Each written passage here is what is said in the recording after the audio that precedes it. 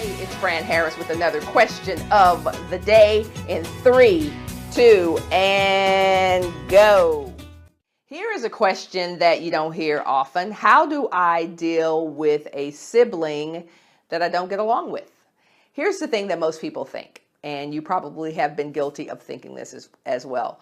Most of us grow up thinking that because we are related to people, our mothers, our fathers, our brothers, our sisters, our cousins, that we have to be close to those people. Like we have to have these wonderful relationships with them. And the truth is, they're just people that you happen to be related to by blood.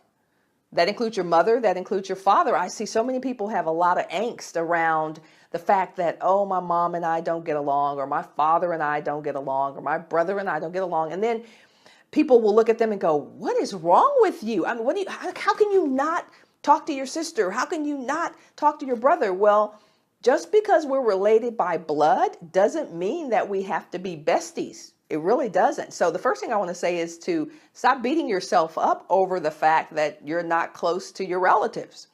They're just people. Now, I can say that because I'm actually very close to my sister and my brothers.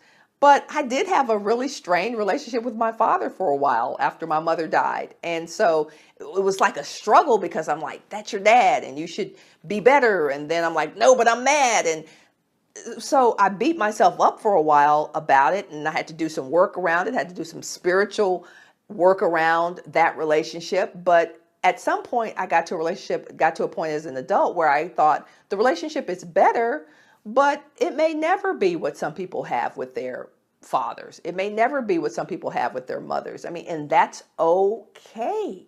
It's okay. Ultimately, at the end of the day, what you have to make sure that you're doing is being true to you, not forcing a relationship that for whatever reason doesn't work. There's no connection there. And at the same time, you need to own, again, what you've co-created in those relationships. And if you want a better relationship with your siblings, if you want a better relationship with your father and mother or whomever, then do all you can to do your part to make sure that that happens. The key thing that I just said is to do your part. You can't have a relationship with someone who's not willing to work at it. It doesn't matter whether that's a romantic relationship or a sibling or a relative. If they are not committed and completely invested in building something wonderful with you, then you are just going to be frustrated trying to create a relationship by yourself. It's impossible. You can't create a relationship by yourself. All right? So build relationships with people, whether you're related to them by blood, that feel familial.